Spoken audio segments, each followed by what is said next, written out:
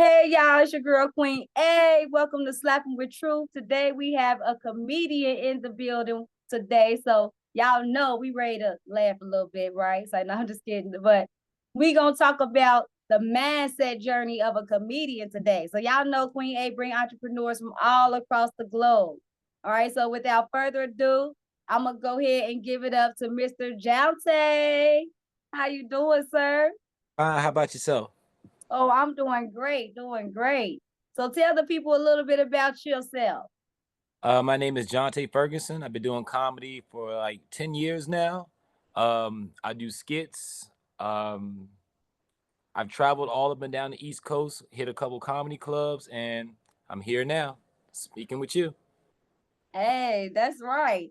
So tell us about the kind of comedy that you do. So that's what I'm interested in. Basically everyday comedy, stuff that you don't really notice. I kind of like pick out the everyday things, that stuff that don't really stand out, but I notice stuff like that. Hmm, Kind of hard to explain, but when you go to a show, you'll understand. Like, I ask questions or bring up things like, when you brush your teeth in the morning, what do you do with your other hand while you brushing it? Stuff to make you think a little bit. that's right. Because I just thought about it. I was like, what do I do with my other hand when I'm brushing my teeth? Exactly. So Yeah. So stuff like like, that. I like that. What made you get into that type of comedy? Because I be having a lot of free time and I be thinking of random stuff, and I'm thinking like, you know what, I should share this with people. I kind of articulate it so I can say it on stage to kind of make it make sense. That's interesting. So before you was a comedian, what was you doing before you was a comedian? I was actually a regular person, but I wanted to do skits. So as I was doing skits, I realized that you need other people to do it, and to depend on other people is kind of always don't work the way you want it to work. So I was thinking, what can I do that's like I can depend on myself and just on me, just have it all on me. So that's why I did stand up. Why I chose stand up. Oh, so is it any? Do you have any comedians that inspired you to do comedy, Oh, or you that. kind of just like woke up and like, I just want to be funny today? Well, no, what actually happened was I was working at DTLR in Military Circle Mall, and the actor from Joanna Man, I always mess up his name, Munez Jr. I forget his first names. Pardon me for that. But he was walking past, and me and my coworker saw him, and we called out his name. He was like, "Hey, are you a Charlotte Banshee?" He was like, "Yeah, sure am." He did the voice and everything from Joanna Man.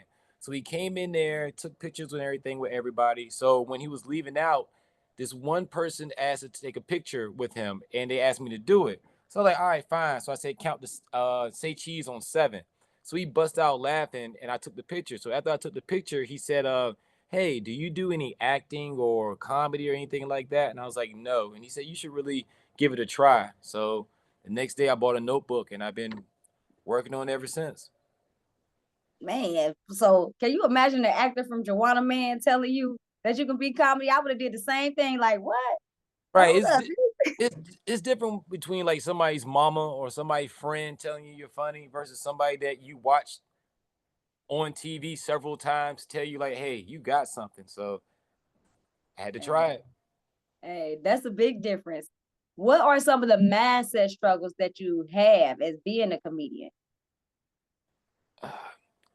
Pleasing everybody, making sure you say not say anything that will offend anybody, especially in these times now.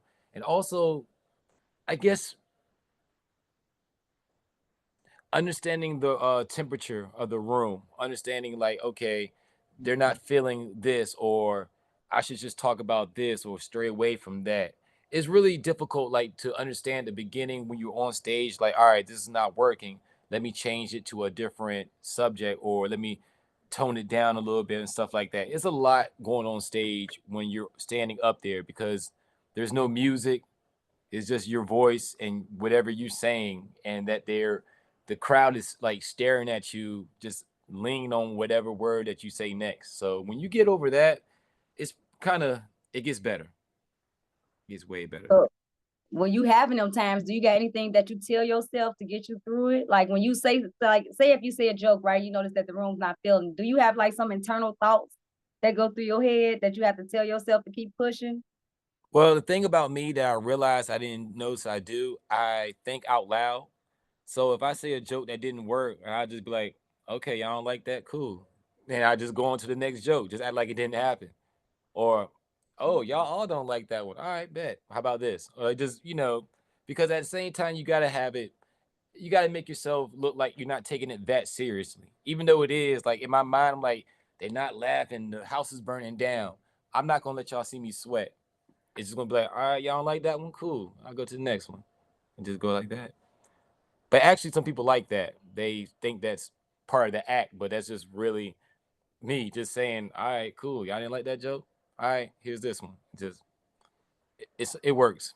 It works. It's crazy how it works like that. But being truthful on stage is the best thing you can do. Don't be too truthful when people look at you weird, but just be like, you know, all right, I get it. Y'all not liking these jokes. We still gonna power through. Y'all gonna like something.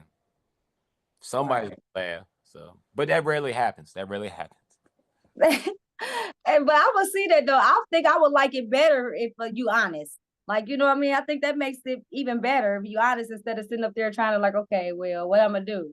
It's Yeah, like it makes you more authentic, I think, as a yeah. That's comedian. that they say authentic. I was like, okay, I don't know what to do. Like, if y'all don't like that, all right, here we go. Let's try this one. So it's like being a salesman on stage. Tell you a couple jokes. Mm. I'm not liking it. You don't? All right, I got these for you.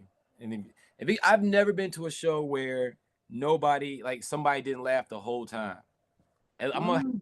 one joke for you to laugh. And I'm like, all right, then you good. You checked off the list. So let me attend to the whole crowd, but I got you that one time. So that's how I kind of carry it. That's good. Now, mentally, right? Because Mhm. as a comedian, the world is sensitive. And I heard you say, that sometimes you have to, be like, okay, well, what I'm gonna say, or let me steer away from this, or be mindful, right? Right. Does that take because as a comedian, that's how y'all get paid, right? That's you make fun of things. I mean, all of our life, I'm in my 40s. So since I've been born, comedians, that's how they got paid. They made fun of you, your greasy granny, everybody. That's just how it was. Right. So do you fight a challenge with telling jokes or finding them type of jokes, or is it easier to find them type of jokes that that don't offend people, or do you find it more challenging to be a comedian being that? Well, I find it easier because certain things, like, I gotta say this. You gotta, in your mind, you have like your sense of humor. And certain people like used to, it's ways that you can like offend people or joke on your mom, on your grandma, and stuff like that. It's that quick little gratification comedy. I tend to stay away from that because I don't want to depend on other variables to happen for me to have a good set. Like, I'm not going to joke on somebody's mom or grandma, or if somebody died or something like that. That's kind of like current event jokes. I try to do jokes that are like timeless, that don't have like a date on it or a Hmm. certain situation that happened that you got to be there when that happened, because they're like for shock value. Like right now with the Donald Trump jokes, everybody going to have a Donald Trump joke is going to be the punchline. It's kind of hacky. So with that stuff, you try to, like, me personally, I try to tend to stay away from that because a lot of people going to be talking about Donald Trump. So for me to stand out and be different, I try not to talk about him at all, because it's like, all right, imagine you going to a comedy show, you meant to, like, say you saw three comedians went on stage already. The first one said something about Trump. The second one said something about Trump. The third one, I don't want to be up there. I want to break that cycle. I don't want to talk about that. So I try to talk about stuff that people really don't want to be offended, and stuff that you can say out loud and not be like, all right, I don't want to say, like, HR might get me or something like that. So that's kind of like my mind frame. So that's the type of energy and jokes I bring out. So I really don't have to really think. Like, I'm mindful of, like, yeah, if I do talk about this on stage, it's going to be a problem. So I just, instead of trying to like be cute or try to articulate to make it funny, I just leave it alone. Unless it's very, very endeared to my heart or something like that. But most of the Right. time, I just leave that stuff alone. I just You rather smart. I rather you think about, what do I do with my hand when I'm brushing my teeth versus, oh, Donald Trump, why he say something about Kamala Harris? Or, nah, I'd rather you be happy, have a good time versus making it, you know, political or religion or anything that will make you upset. We're here to have a good time. So that's in my mind. That's why if it's not steered to me having a good time or something like that, or you'll get upset about something, I just stay away from it. It's so much stuff to talk about besides stuff like that. I love that. You don't find a lot of comedians doing that. Usually nowadays, especially nowadays, online, whether it's TikTok or whatever, I mean, they got the Shamar guy, I mean, going viral from people just really making fun of them. I mean, it's kind of sad to watch, and that's why I'm glad to hear you say that. Because what we find, a lot of people creating jokes from devastation, other people's, demise, basically. Yeah. And that's like and then it's crazy because everybody's a comedian now. And they was like, oh, I'm just being funny. Like when Kobe Bryant died, we had a comedian that was making jokes about it. And it's like, when has death become funny? But we come into this an era where people morals are out the window because you can get paid for it. And I kind of blame like social media and Facebook because now people say stuff and they do stuff because they're getting paid for it. And it's like, because like that Kobe Bryant thing, that really, the fact that a man and his daughter, and it was other people on the helicopter too, but we know them mostly, they died. And you got people talking about, oh, I guess that shot he ain't gonna miss. And I'm like, you really say that stuff for the likes and laughs for what? And it's just, we live in a real time, a very ill time where people just really think that you could say something whatever you want and it's cool because you're a comedian. People gotta go back to remember their morals, man. Like even with Donald Trump, a lot of people say all that bad stuff about him, but he still have a family. Like he still have kids. I'm not gonna go out here because it's the cool thing to do to say F Donald Trump. He got this, he got that. Nah, man, he got enough going on in his life. I'm not gonna add to it because realistically, he don't know me. He don't. Right. I don't know him. And I understand how I don't want to again, I don't want to go political, but I understand how people get so riled up about this stuff that we really don't have control over. Like at the end of the day, whoever the president is, we still gotta go to work and pay these bills. I still gotta pay rent. So I still gotta pay rent. So I don't care who wins what. And I'm not gonna get mad or all that stuff. It actually is kind of funny to me. All that stuff is funny, how people get so turned up. But yeah. I mean, turned up. I mean, people are really unfriending people for Yeah. having a political opinion. Yeah. Like, last time I checked, we were free to have opinions. And like you said, the world is paying people like Facebook, TikTok, Instagram, they're paying people to expose others or, to make fun of others. It's like, well, as long as you get a heart, we don't care who you make fun of. Or so to hear a comedian come on here and say, no, I'm gonna be careful with my jokes. I'm gonna be careful in this crowd. If I know this don't work or I'm in this setting and this, they might not want to hear me say this or talk about this person. I'm not. How do you like? Is this okay? Because you be amongst other comedians, right? Mm-hmm. So how is that for you mentally? Sometimes when you were around a whole other group of comedians, and probably 9 times out of 10, you probably gonna be the only one that's thinking like that, right? All the other comedians are trying to make fun of your grandma, whoever in the stands. Like they want to point out somebody who got on the outfit and make fun of them. That's the thing now. How do you feel when you in the room up against them other people? Do you feel like it or mentally? How does it just make you feel? Do you feel like you the outsider or some people say black sheep of the family? Do you feel like you the black sheep of comedy or or this just a new style of comedy you putting out, or how do you take it? Realistically, in my mind, I like what another comedian has going on really don't affect me. It shouldn't. Because like it's like, all right, I'm Jounte Ferguson. I got my 10-minute slot. That's when I'm gonna give you my brand. If somebody before me just go up there and say, nigga, nigga, look at your mama, look at your grandma, all that. That's cool. That's him. But when I come up there, this is what Jounte gonna give you. If that's not the type of jokes you want or energy, that's cool. I'm not for everybody. I'm not your typical black person. I don't like talking about EBT cards, driving on suspended license. I didn't heard that so many just talking to people. So I'd rather think again about, when the last time as an adult you got grass stains in your jeans. Just stuff like that to make you think versus all that stuff that we sometimes should be ashamed to even talk about. Like, Why is it cool to be having a suspended license? Like, get your shit together. So For real. yeah, like I don't want to talk about that. And then it's like again, it depends on the crowd and what situation you're in.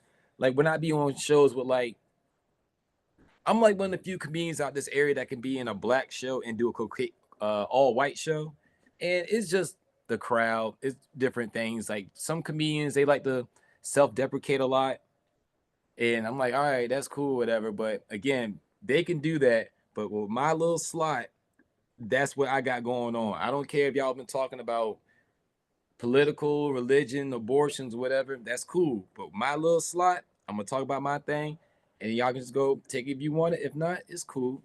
So that's how I go about it. I don't really like. I'll be backstage like, wow, he really said that. That's crazy. All right, they let that rock. Okay, or it kind of works out because you kind of hear what the crowd really wants. So if there's somebody on the first comedian that goes before me, they talking about yeah, your grandma greasy, blah blah blah. They're not really laughing about that. Okay, cool. I know they don't really like to be attacked, or if they like to hear a whole bunch of cussing and stuff like that. Okay, cool. They hear a bunch of cussing. I might add it to my act a little bit, but I really don't let it affect what I got going on. Mm. But I like how it lets you judge the crowd of people that you going up. Like you said, you can judge, okay, well, if you already had this plan and somebody say something that might be similar to what you had planned and they ain't taking it too good, you be like, oh, nah, let me switch that up. Yeah, Now I'm gonna go to this, like let me X this off my list.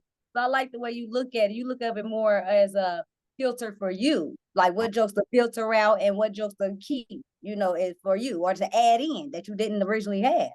So exactly. for you, it's like a whole different look. You looking at the whole picture as, okay, how can I help? How can this benefit me? Not looking at it like to or to disregard this person or diminish this person or put this person down. You looking at it more of a, learning aspect, a business way, It which is, is. if you're a comedian, I've never heard a comedian say, I'm looking at another comedian, see, what, but they're saying they're picking it out, but they're picking out jokes based on like, oh, they said this, mama, I like that joke because of this or something else. I've never heard nobody really say too many inspiring things when it comes to comedy. Usually it's all about bashing people. So Hmm. I one mean, of the things, the go ahead. bash is easier to do that. Like hate travels faster than love. So when you just going in talking about people, gossiping stuff like that, yeah, it's gonna get more attention. But is it gonna last long? Is the energy good? Are you affecting people in a positive way or a negative way? Are you tearing somebody down to build you up? All that stuff really, you really gotta be mindful of stuff when you get on stage and get on that mic. And yeah, it's a lot. And like you said, if somebody goes before me, let's say if I had a set in my mind that I'm already gonna say, let's say, you know what, I'm gonna get dirty tonight. I'm gonna just talk about sex. Let's say the Right. first person on, he said something about sex and they just quiet. They just, tight lip. And I'm like, okay, let me just change it up a little bit. Let me talk about basketball and start, let me start off about other stuff and then maybe throw a little bit of sex in there and see if they like it or not. If they like it, then just, ease into it, but don't just out the gate just go right into it. Because with comedy, you gotta get the crowd to like you. If you ever, and I tell this like the comedians that be asking me for advice sometimes, if you ever got that edgy material or whatever you want to say, some like wow type stuff, try to get the crowd to like you first. To like, yeah, all right, like I like this guy, he's funny. Then you could probably say something kind of weird. If they like it, keep going. If not, continue your act of what you was doing, then get up out of there because they only know you for that 10 minutes. You might got people who've seen you before, but they only know you for that 10 minutes. And you want them to have a good lasting impression of you because when they driving home, hey man, remember when he said that thing about the toothpaste? Man, that's funny. I'm gonna find out when I get home. That means you won. And if they bought some merchandise, that's even better. You don't want to be that guy. They be like, I can't believe he said that. Yeah, I ain't. It's usually followed by, I'll never go back to that show again, or I'll never see him again, or yeah, something like that. So that's why you gotta be mindful of what you say, because even though you're a comedian, you still want that word of mouth. Because let's say you do a comedy show on Saturday, you were so funny on Monday, man. I saw this dude Jounte at the Funny Bone on Saturday. Man, let me tell you what he said. This dude is funny. Versus, man, I went to the Funny Bone. Those comedians suck. Everybody was bad. They don't even tell your name. So all this stuff ties together. You gotta be mindful of all this stuff. And I can see how you are mindful because you are a photographer and a director as well, right? Yes, yes. And So it that I could hear it in your mouth when you talking about putting stuff there. I'm like, that's the photographer and director, especially director part coming out in you. yeah, you gotta be very mindful of everything, make sure everything is on point. And yeah, basically you said it. It's just you gotta be real particular of what you do because it all comes back. It all comes back. Yeah, and it's out there forever, right? What you said, it's out there. That's the Yeah, thing, especially nowadays. You know, back in the days when we was young, Bernie Mac and them, a lot of them ain't, you know, they got to say stuff where it was localized. It was only where they said it at and wherever somebody told somebody or showed them a tape. Now yeah. you say it, they screen recording it, it's all over the world. You I take it can down, it's still up. yeah, I can figure out I know what's going on in California and I've never been there before. And it's like the way information is, the way the internet is, you gotta be careful what you say. And if you say it, please, because like even with like when I be on Facebook and I have like certain conversations with people, I don't know about everybody else, but I look up everything. When I was in college, I went to college when we had internet on our phone. So I'm looking up everything. We got a test, quiz, question, anything. Let me Google, let me research. Is this a correct website? This don't seem right. This is a fake website. All that stuff. And I make sure whenever somebody trying to come at my neck because I have an opinion, I always make sure I got the correct information. Because like you said, you might say the wrong thing and people will not delete that and they will hold on to that forever. So I try to make sure that I know what I'm talking about. And even as a comedian, when you get on stage, you got to say the right information. You don't want to say something wrong, and then the worst thing you're on stage is somebody say, "Yeah, that's not true." Like you're lying, and it's like, ugh, which I've seen happen. So I try to like, even with jokes, you got to research your jokes. If you're saying something that happened or saying some information, you got to make sure it's correct because you are, even though it's jokes, you are basically a public figure to a certain extent, and you're on a stage giving out information.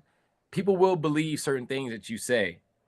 So, yeah, Right. just that. Even if it's a joke, they still will put it out there and like, oh, well, nah, that's what he said. And you know, so I'm glad Yeah. that you research and you're doing your research and you're being careful and mindful of your words because we don't have a lot of that. And one thing I want to tell you, and I want to say kudos to you, is to not feeling like you have to put a wig on to be funny. So I want to ask you as a comedian, how do you feel about everybody feeling like you have to wear a wig to be funny? It's like almost like like I see a comedian, right? And I see a male comedian, I'm like, I'm genuinely thinking he's funny. And then next thing I know, like 2, 3 videos later, he has wigs on. And then it's like for me, I stopped watching it because now to me, you're not authentic. It's like you're following the rest of the people. It's like you just putting on a wig because everybody else is doing it. I just want to know you for you as a comedian, what made you steer from that? Like, I mean, because you can put on a wig and talk about everything that you're talking about, but when I watch your videos, that's not what I see. So, what makes you steer from that area part of it? Well, it's not really that deep. It's just why put on a wig? We got women. If there's like a scene or a scenario where we need a woman, we just get one. Like, not to say it like that, but just call up, hey Ashley, you want to do this role? I'm not doing that. I don't see the point in that. I got a whole beard. And then I don't want to portray as a black woman if we got black women that can do that. And then on top of that, my I know people you don't supposed to care what people think of you, but certain things I do. I don't want to have like people who look up to me and see me wearing a wig to just get a joke across. I'd rather give another person an opportunity to collaborate with me to do this versus me putting on a wig with a beard. That don't even make sense. Like that don't even make. Why would I? Yeah. No. Then I gotta change my voice and do all that. Nah, man. Nah. Call Ashley. I know that's right. Like I said, call Ashley. Yeah. He's like, we already got somebody on standby for that right there. Yeah. You I'm know. like, But hey, yeah. Because even when I watch it, I just be like, ugh. Why would you do this? Like, and then the whole like the neck thing, putting the hands up and all that is. And then on top of that, you don't want to do a great job at it because they're gonna be, yeah. So it's yeah, exactly. See, I don't. Hey, that you hit it on the nose and they start being too good and snapping them fingers and doing all that. It's like, okay, it's time for me to like, you start looking at them in a whole different way. And it's like, I was on and I was cool with what you was doing, but now it's like I don't even want to watch you no more. So Exactly too well. So that's why I just steer away from stuff like that. Like don't like no shade to other people that do it. If you do it, that's you. But me personally, I don't see the point of doing that. I'd rather get an opportunity to somebody else. kudos to you because we don't see a lot of that. What I'm seeing is a lot of people coming out and they're genuinely funny. And then after about a couple of videos, it's like once people get used to them, all of a sudden the wig comes on. And it's like, did I miss something? Yeah, Like, you where is the and they see, act like, different. And what I don't even understand to me is like the wig, they don't even know that. Well, this is my perception of it for comedians. I think wigs make them act different because I've seen people and genuinely followed them and they didn't have a wig on. They put the wig on and it's like they're a whole different person. And I don't even like you no more because I can I changed this. I can see that. I can definitely see that. Like you're become that's deep. I never thought of that. It's crazy because I went with somebody for the first time. She went to go get a new wig.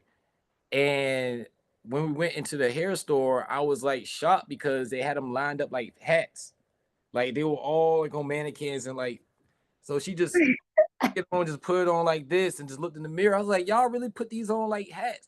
Like it's a whole different attitude. Like it's weird to me because I always ask, like, because if I was a woman, I would definitely just have my hair, my regular hair. I don't see the point of putting fake stuff in, taking it out because it's like you're a different person. Just have your regular hair. I think that's doper. Get braids or whatever, let it grow out. What not? But like you're right about that. It's like when they put that wig on, they're a whole different person. Or don't take a picture without my wig. Or I don't. Mm-hmm. Hey, why you depend on a wig? That's like I don't know. If me personally, if I was a girl, I'll just have hair, 4 braids if it come down to it. I'm not doing a wig I because don't blame you. the whole I don't know why this is funny when people take somebody's wig off and run away with it. I don't understand why that's funny. It's Sometimes not. It's aggravating. that's so now this grown man took this lady wig and just ran away. Now we're all laughing. Or this girl about to have sex with this guy. She takes off the wig. The guy like, oh, like I guess. The only thing I like about comedy sometimes is when I be watching videos and I be like, people, that's funny to people. Like that's sometimes that's the only thing that be having me like, can I be doing this for a long time? Because I be watching stuff and I be like, that's really not funny. I don't see the humor in that. And it bothers me because sometimes I be thinking like if I have to go that route to get viral or make it big or whatever, sometimes I really don't want it. Mm-hmm. And Right. but that says a lot about you. That says that really that you are more worried about your values and the morals that you have and stand for. And most people we know now in the world, they don't have them. That's what you're seeing out there. People don't have morals. They don't have values no more. It's like only thing they looking up to is the heart on Facebook. People will literally do anything, and we're literally seeing it to go viral, especially comedians. So that's why I'm happy to have you on here and you like taking you doing the whole 360 when it comes to comedianship for me because it's like everything you saying, like, nah, I don't want to do that. I don't want. For me, it's like, wow, that's what we need. We need more men out here. It's like I could be funny without, pulling somebody else's wig off, right? Because now you're teaching young men to do that to other women. Or I Yeah. could be funny without, putting somebody else's business out there or trying to hurt somebody else's feelings. Because really, you teaching other young men to do it. That's why if you notice for comedians, how do you feel about this? Because you're a comedian. I'm gonna ask you this, and then how do you feel about all these videos being taped in these stores like Kroger's, Walmart's, and all that? And the comedians are literally like pouring milk everywhere. They're just throwing stuff down. I mean, they're doing anything they can do in Walmart or Kroger's just to go viral. And that's what people are calling. Do you feel like that's comedy? Oh, absolutely not. It's more like a shock value thing. It's more being like it's more I think it's more validation than more being a comic because I look at a comic as a person that strategically well a comic and a stand-up comedian is two different things. I think a stand-up comedian is somebody who sits down, write out a set, and strategically go on stage and perform their material.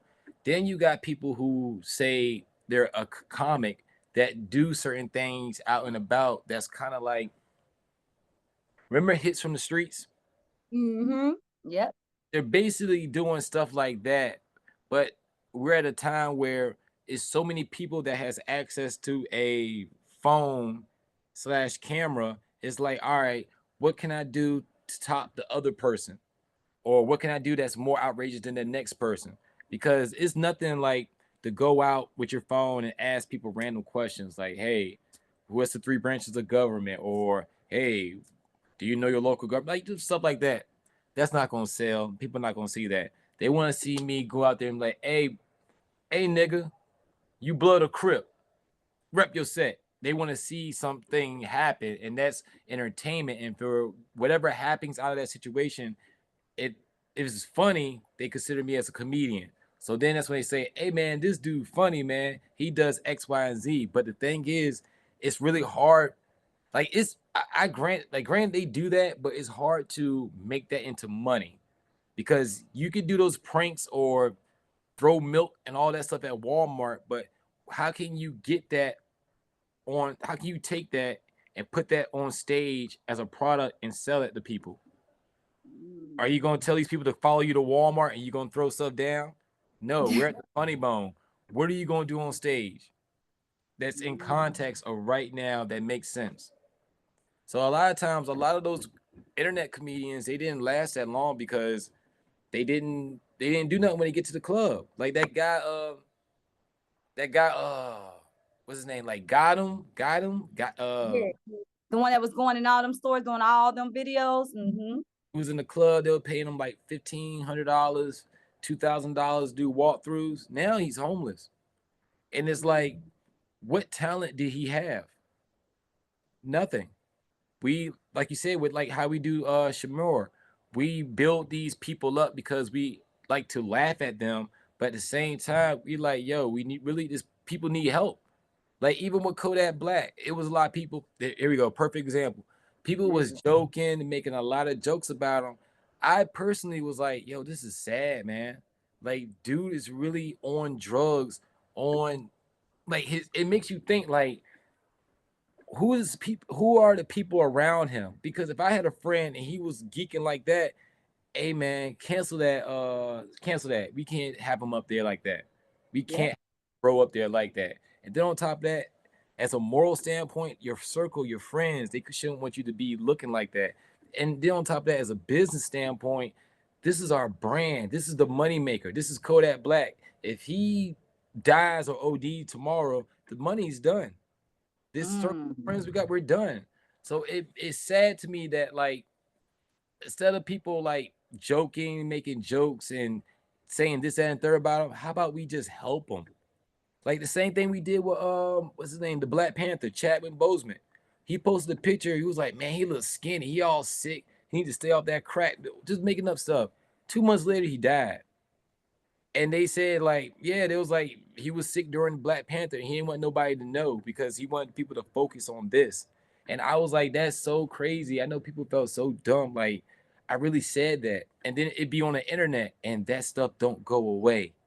So who knows? Maybe later down the line, you get to a situation where you about to be an actor or something like that, and you about to be in Black Panther 5. But then somebody they go back and check on your Twitter, and it was like, hey man, ain't this you that said that Chadwick Boseman looked sick and he a crackhead and stuff? Oh man, we don't need you on this. We'll find somebody else.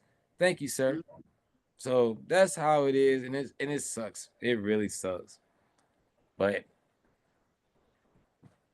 And Kodak Black is a perfect excuse. We're watching him literally go crazy in front of our eyes and literally call out for help.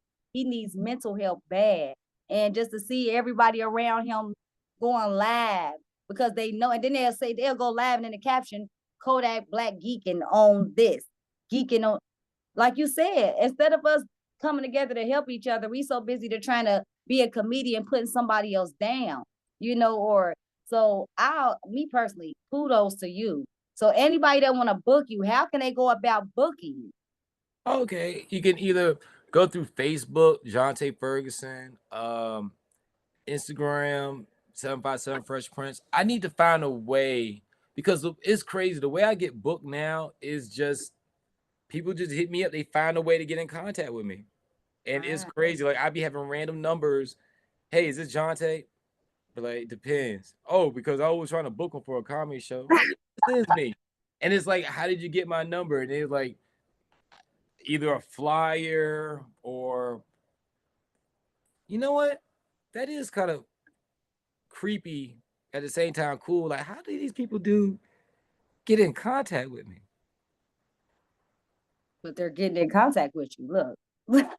I'm glad you asked that because that's a good question. Because I just be having random numbers be calling me or they hit me up on Instagram or through YouTube. So I think basically any social media site like YouTube, Twitter, Instagram, Facebook is either Jounte Ferguson or 757 Fresh Prince. Because I check it daily. So if you want to get in contact with me, talk, have any suggestions or anything like that, just feel free to hit me. And you said Jounte Ferguson? Yep. Can you spell it for him? Because I know that it's gonna be somebody watching this day. Yeah, I know.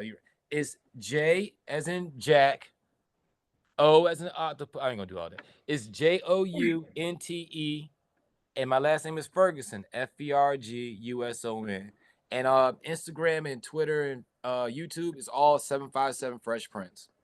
And do you have any shows coming up that we need to know about? Man, funny you say that. My December is booked. Like we already getting stuff in January, and I'm not gonna lie to you. I gotta put it all in my schedule. Like I have no idea. I have a lot going on in December. I know December 13th I have a Christmas show in Hampton. Then on the 24th, I have a comedy show at at some job. I mean, if you're watching it, it's not some job. It's a very job. I just don't know where it's at right now, but I will show up. In January, I have one in Virginia Beach. Matter of fact, that's what I'm gonna do this year. Next year, I'm gonna start like making flyers and listing all my shows, upcoming shows, because it's really hard just to list them off the top of the head. I need to start putting them up somewhere. I'm glad we're having this talk because now I know I'm about to change some things around. But yeah, you gotta have some people looking for you, trying to book you. And I gotta ask this question before we go. Can we get a little jokey joke? Okay. On the fly. What do you? I put him on the spot, y'all. Look. What do you call a happy cowboy? All right, hold on. Let me think about this. What do I call it? A happy cowboy? Uh-huh. Is it hee-haw? No, a Jolly Rancher. Oh, you know what? And that is so good. I wouldn't have never thought about that. I automatically went to the hat and everything else, but a Jolly Rancher. I like that. And guess what they wear? What? Oh, who's calling me? Ranch dressing. You know what? Hey, that's good. So what do you call a cowboy? Jolly Rancher, and guess what they wear? What? Nobody's gonna guess that. Ranch dressing. So see, look, that's the kind of comedy we need to get back to, y'all. Real comedy, because guess what? That joke gonna stand for years to come. And it ain't gonna hurt nobody's feelings, right? And you ain't like gonna stand in the club and be like, what do cowboys, what do you call a happy cowboy? Even the cowboys ain't gonna get mad at that. They don't care, Those are that's like one of my first jokes. Like it's so kiddie, it's so harmless. It just whenever somebody asks me for that, I'm like, here you go. That's the first one I did. So. Hey, I like it. I appreciate it. And don't forget, we got that show coming up in December. You said the 13th, right? Or 14th? 13th, Friday the 13th. Ooh. Okay. Ooh, but great things happen on Friday the 13th. So don't great things happen. pay week. So yeah. So that's everything's good on the pay week. Nobody worry about Friday 13th. I know that's right. Well, I just want to say I appreciate you for coming on here today. But before we go, do you have anything that you want to tell anybody that's a comedian and that feel like they're struggling with their jokes or just struggling in general? Keep pushing. Like just keep going. When you think like you can't do it no more, you're in the right direction. Cause eventually you're gonna have that situation where you're like, oh, do I want to keep doing this? But when you have that and you continue to keep going, that means that you're really in it for the long haul. Cause there've been times where I'd be like, man, excuse my language, but fuck this shit. But then I know I still want to like that was like a long time ago, and I'm still doing it this day. So I really actually like it. So have fun with it, but take it seriously, but really have fun with it. Man, oh, and I gotta ask you this too, because nobody knows, so I'm just telling them. So what would you ever do if you met Seinfeld? I just gotta know before we leave. What would you ever? So if y'all don't know, he loves Seinfeld. So I want to know what would he ever do if he met him? Try to keep it regular. Like, hey man, hello, Mr. Jerry Seinfeld. I like your stuff. It's cool. I don't know. I'd probably be like, hey man, I'm lying, man. You funny. I say I see your face. I don't know. I don't think you can be that calm. I will definitely at first, cause like when you all right, last thing I'm gonna say, think about comedy being a comedian and a photographer, you meet like a lot of famous people. And you gotta stay cool. Like you can't be geeking out and acting like because they're gonna notice it and be like, all right, this person ain't used to nothing. So I remember this year actually, I was taking pictures at a comedy show for Omar Gooden. Remember him from Ooh, Baby Boy? He I, was I know exactly who Omar Gooden is. Yes, I do. so I remember him from Smart Guy, and it was always I always thought it was funny. They did like a little clip. They was talking about doing a hood safari when they take white people and bring them to the hood, and I always Ooh, thought that was like really funny, especially for a Disney show for them to like go that direction. So when I found out that he was going to be at the comedy show, I was like, you know what? I'm gonna ask him some questions and record it and see like how would he respond to him? So the first question was, he was on Baby Boy. So I asked him like, what football team did you use when you played Do Dirty in Madden? Because I remember in the movie he was like, man, I'm about to go to Do Dirty house and play Madden. yeah. So he was like, oh, that's a good question. He was like, well, back in them times, I used to, Michael would say Randy Moss was my homeboy. So I say the Vikings, but we did live in LA, so the Raiders, Vikings or Raiders. And I was like, did you win? He was like, of course. That's why I kept going back. I was like, all right. And the second question was, and I asked him about the hood safari. And he was like, all right, well, talk to these people, they'll get you the tickets and all that. So after I cut the camera off, he was like, hey man, those were some good questions. That was funny. I like that. How long it took you to think of that? I was like, as soon as I found out that he was coming, I was trying to figure out what can I ask you to like let you know that I've seen your career, but at the same time, not to make it seem like I'm geeked out to meet you. He was like, you was perfect. It was like you was a fan, you had me surprised, and you was cool about it. So I was like, all right. So that's how I kind of like deal with celebrities. I try to be like, hey man, I know who you are, but I'm not gonna glaze you. Like I know who Yeah. you are, but I'm not Say gonna cool. surprise. Yeah, I'm gonna be cool about it. And so you telling me when I meet Angela Bassett or somebody I know, I gotta be cool. I can't be like, no, I'm just saying, Cause she's gonna be like, cause you gotta think, she's gonna be like, whoa, calm down, relax. right. Cause like if you, yeah, Because cause everybody else does that. So it's like for you to be the one person that don't do it, it makes them want to probably talk to you. I, Because it's like, like, hold up. You ain't sweating me. You ain't ask me for my autograph. You ain't asking me for nothing. Like you genuinely just, you know, good people. Like that's a whole difference. that's how you gotta carry it. I learned that from before I started doing like getting real heavy into comedy. I used to host like they used to try to make me, well not try to make me, but get me like in front of a camera and I'll host talk to a celebrity and stuff. I remember one time because we're in Virginia, we really don't have a lot of people come through. We had Keith Murray come through, and everybody was like geeked and like I knew who Keith Murray is, but I was like, all right, let everybody like glaze them or whatnot, and I'm just gonna be like, hey, when you done, I just be chilling over here. And after like he was talking to everybody, he was sitting there just like, hey man, how long you like we were just having a whole conversation. And I just never really made it like he know who he is. And I understand Right. like after a while, I've been doing this for like 20, 30, 40 years, you would get tired of people like, hey man, yeah, man, let's just be regular. How you doing today? People really like that. So sometimes it's best to remember that people are humans before you think of them as celebrities. Because when you get them like that, not saying getting them, but when you Right. approach them like that, they'll like, okay, this person is really genuine. I don't think this person trying to. Because I remember one time I forgot who I was hanging. I was not saying hanging with, but after during the show we was talking the whole time. So I was like, all right, man, take it easy. When I was leaving, he was like, you don't want a picture or nothing? And I was like, oh shit, I forgot. I mean, I guess. And then when we took the picture, and he was like, "Hey, man, you a cool dude, man. Like you really just been chilling." I was like, "Yeah," because again, you're a regular person at the beginning. I don't want to tell the person's name, but it got to the point where we went to his hotel room and we played like 2K. And Wow.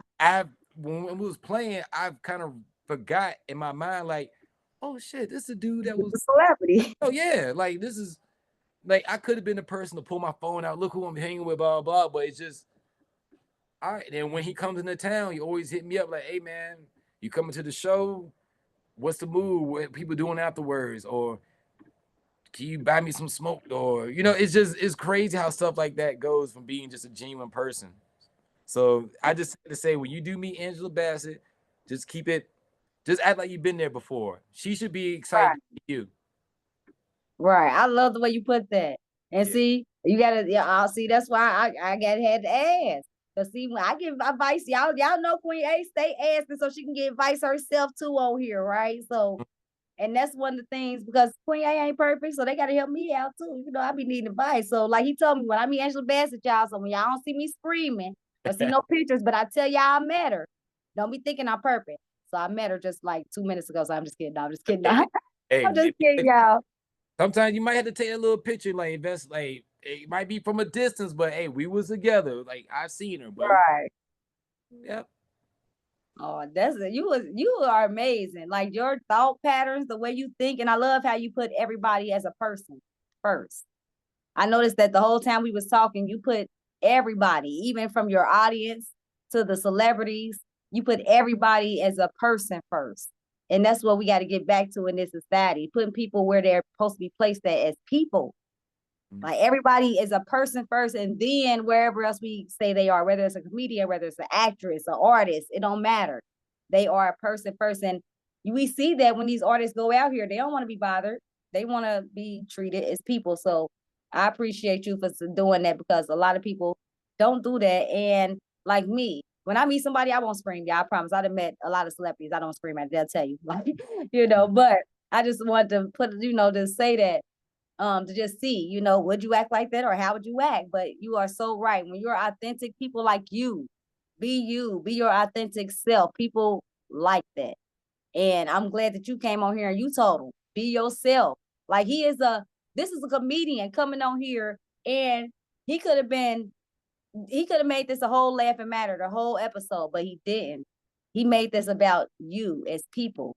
And he wanted y'all to see that he see y'all as people. And so I just gotta say thank you again for that. Make sure that y'all check him out on all social media platforms at Jounte, Jounte Mhm. Ferguson, Ferguson. All right. And if nobody else love y'all, before we go, do you have any last words you want to say?